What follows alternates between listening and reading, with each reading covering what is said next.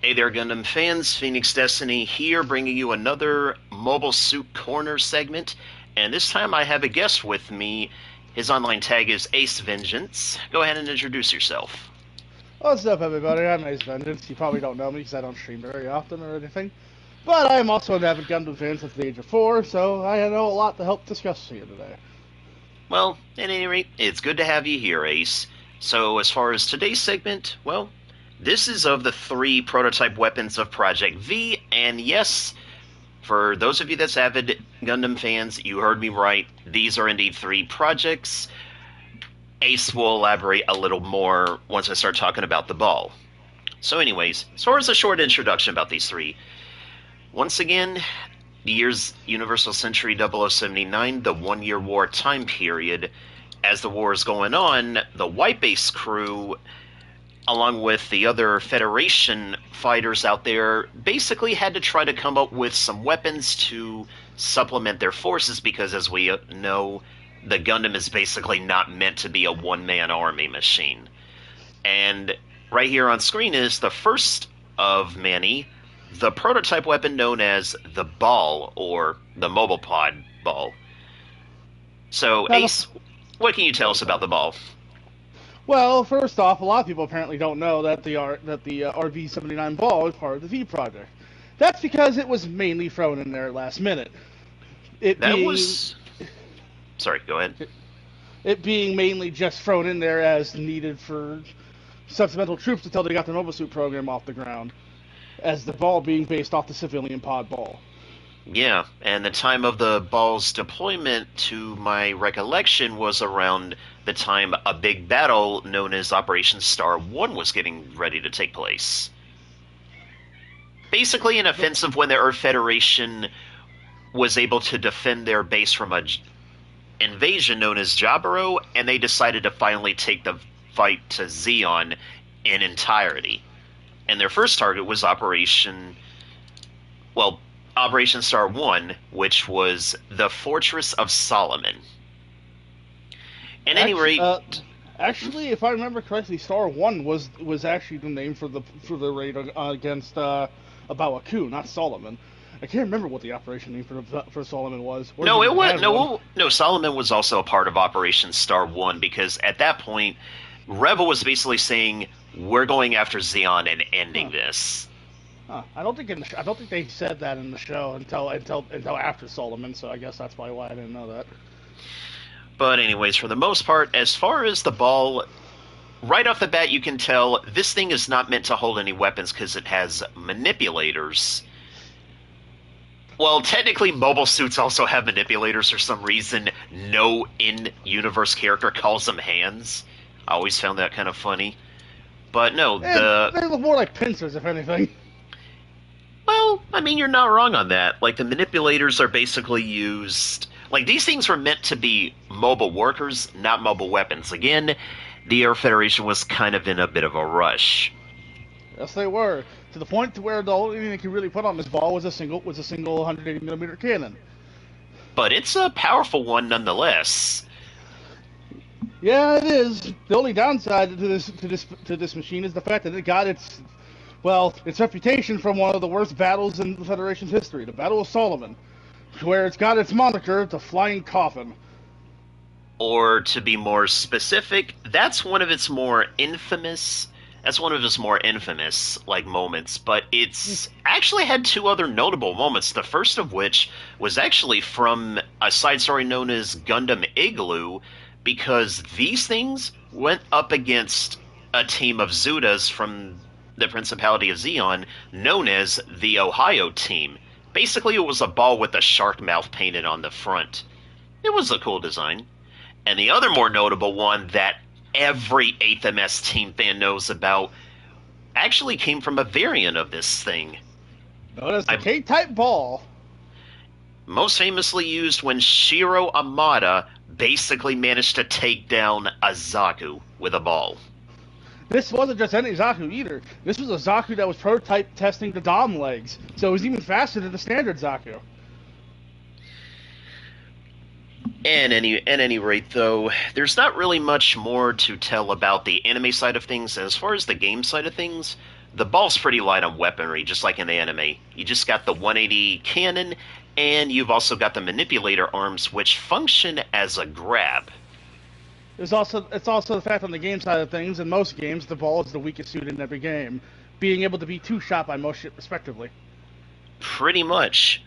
But, needless to say, a lot of people have had some fun with this thing in games like Battle Assault 2, and also Dynasty Warriors Gundam 3. And Reborn. There's also some fun ball variants that'd be cool to see in other games. Doubt we'll get it, like the flying lunchbox or the bomber ball, as well as the fisheye, a submersible version of the ball. Heck, in one media, there was even a straight-up Gundam ball. Although that was just the fact of someone putting a Gundam face on a ball. Although that did apparently lead down to the line of the creation of the Neo Zeon, thinking that because they saw this thing and thought, oh, it must have a giant body attached to it. Yeah. But for the most part, and I'll go ahead and say this for any mobile suits showcased in Corner that don't have melee weapons, basically for the most part, in the Breaker games, you have an option for unarmed combat, just simply known as melee. Yep. Before we continue on, I just want to say, fun fact about the ball's nickname, the Flying Coffin. It honestly wasn't very deserved. As I stated before, it was given the nickname during the battle of Solomon because of its high attrition rates. The reason why I said this is unfair is because every suit's attrition rates were high in the Battle of Solomon, not just the ball. And while a lot of people say the ball is a death trap and not very good for combat, it did what it was supposed to do very well. It's meant to be a hit-and-run machine. Well put. And it did a job well of being faster than most standard mobile suits like the Gym. And that being said, there's not really much else to say about the ball. I mean, strength in numbers with limited armor. What more can you want? Now, cheap and fast thing to be produced. Now, excuse me while I go to the garage to get the next mobile suit of topic today. Oh, and for anyone wondering, if we talk over each other, that's because PlayStation Party balancing is not very good. So it's hard to tell. There's delays, so it's hard to tell when the other stops talking. So if we keep talking over each other by accident, that's why. Let's see.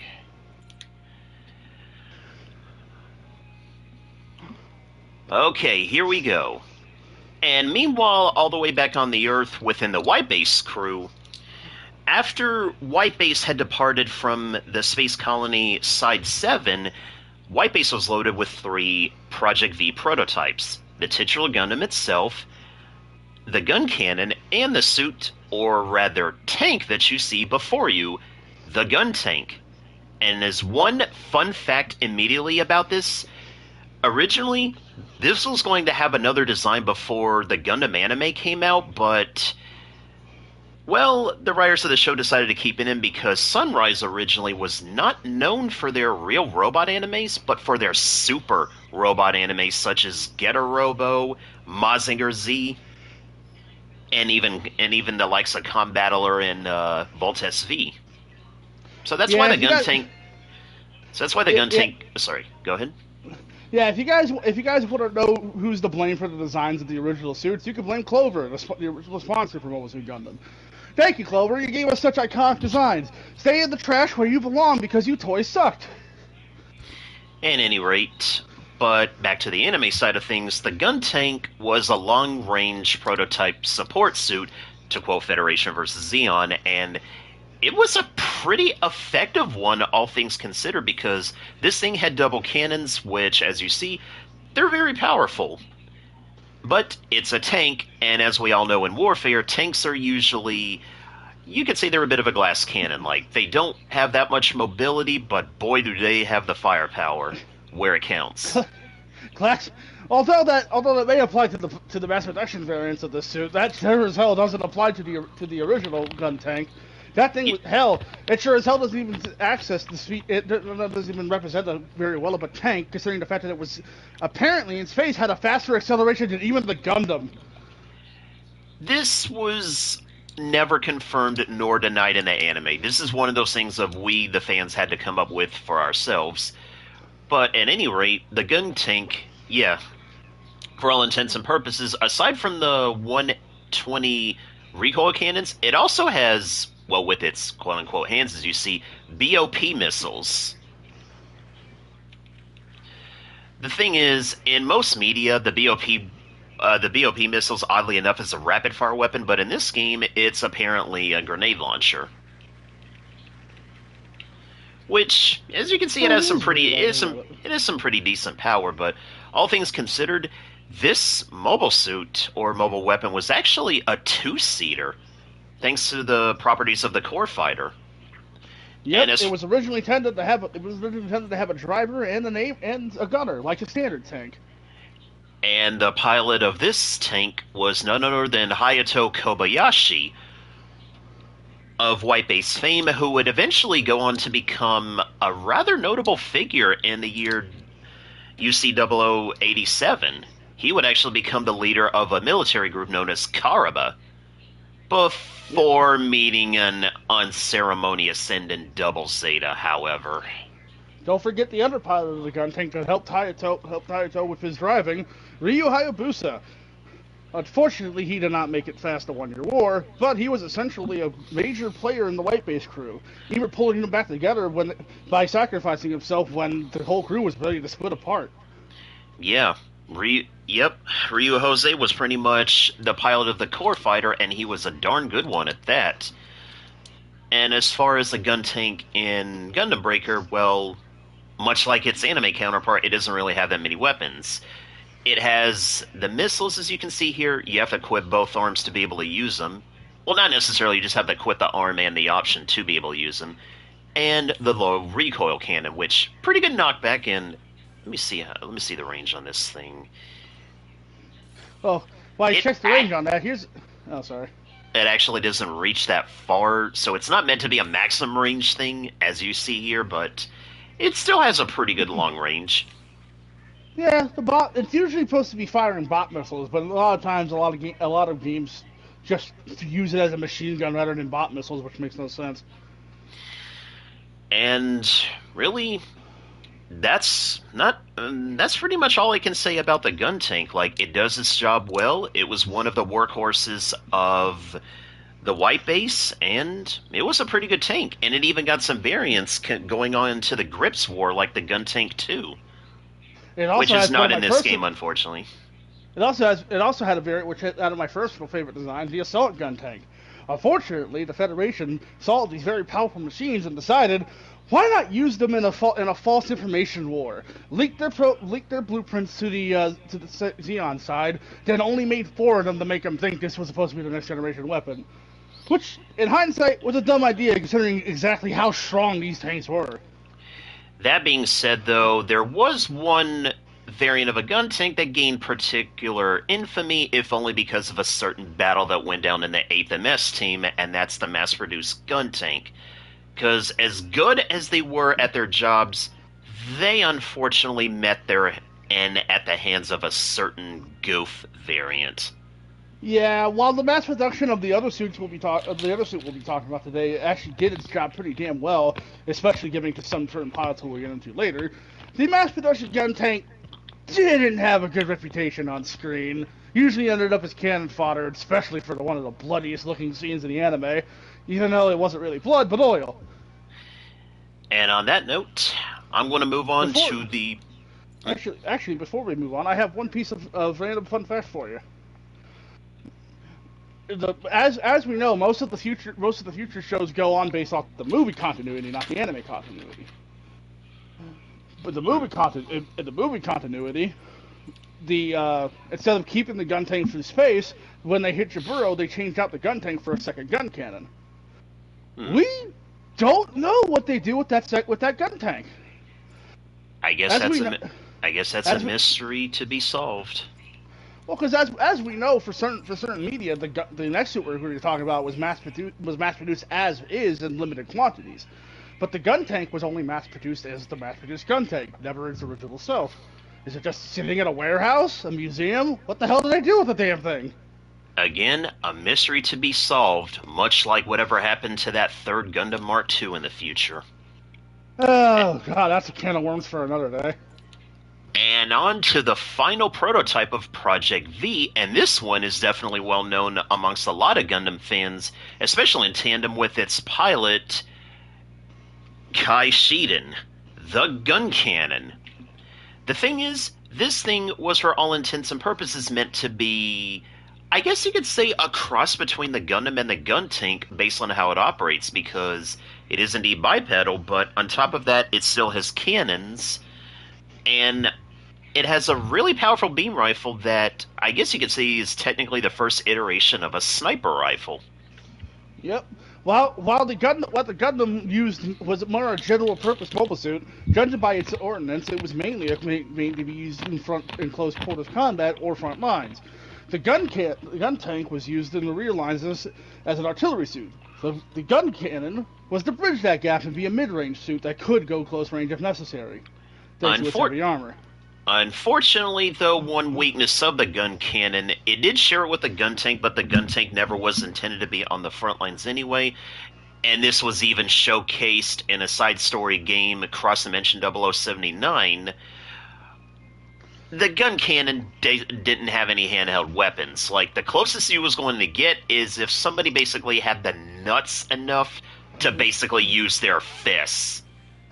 Yeah, but the fists were definitely durable enough to throw a decent punch. Its melee capabilities were pretty good thanks to its heavy armor, putting in more weight to the impacts. But that didn't really help against heated weapons that could just cut through its armor. And speaking about defensive options, the original Guncannon had none. It did not have a shield. But there is a Guncannon variant out there that was in a side story used by a team known as the Slave Wraiths that actually did use a shield, and from the Gundam ground type, no less.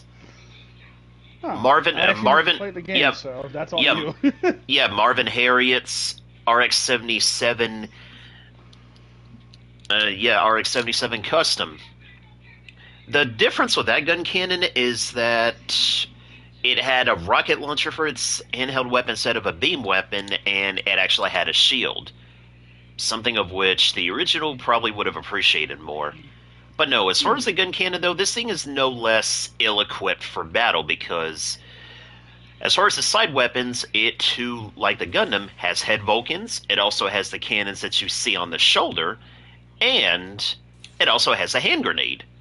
Pretty potent stuff. And much like the Gundam... Sorry. Much like the Gundam... I'm sorry. Sorry, much like the Gundam, it also has a beam rifle, as I told. And even though it doesn't show it in this game, like, it's really meant to be a two-handed weapon.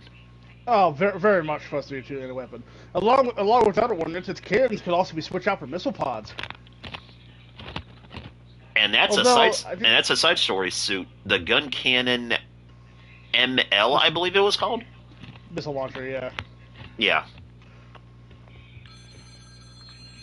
Should we get onto its mass production variant, which probably has the more notoriety thanks to one of its, well, more notable pilots? The Guncannon mass production type? Yep. Do you want me to kick this one off? Yeah, you know what? That one's all you, because I have limited knowledge on it, other than the fact that the series the mass-produced Guncannon appeared in was actually War in the Pocket. Well, that's true. War in the Pocket did not do that suit justice. It was actually used by a well-known Federation ace pilot, Lido Wolf, eventually getting his famous nickname in it, the Dancing Black Death. And that wasn't the only suit that Lido Wolf basically popularized, which I wish I could show it in this game, but unfortunately for said suit, once I do a mobile suit corner for it, I'm going to have to approximate it. Well, you could always do what I don't ask you to do. I told you I don't mind for showcase reasons. Yeah, we'll put a pin in that for now. He does not like GBO2, guys. I've been trying. All I said was, we'll put a pin in that for now. Remember, keep the string clean. At any rate, but as far as the Guncannon goes, the Guntank goes and the Gundam goes, all three was effective weapons of Project V. Each one of them doing its job pretty well. Though the one thing I will say on a note as a Super Robot Wars fan, and this is the last fact by the way, unfortunately of the Project V prototypes, only Gundam has ever made it in any Super Robot War games. No Guntank or Guncannon, I think that's only unfortunately. mainly because of the main character being in those games. Yeah, the only long range the only long range of the RX family you would ever get in the Super Robot Wars game is the AZ-8, a la Super Robot Wars Advanced Portable. Hmm. At any rate, that's all for today's Mobile Suit Corner. So next Before, time, before we end it, I want to actually state a question to anyone watching that they can say in the comments for the sake of, just talking to people. What do you guys think would have happened if the white base was able to keep all the prototypes it was supposed to get? Originally, each of these models, the RX-78, the RX-77, and the RX-75, were supposed to have three models on the white base. What do you think how the Wonder War would have went if the white base was able to keep these models?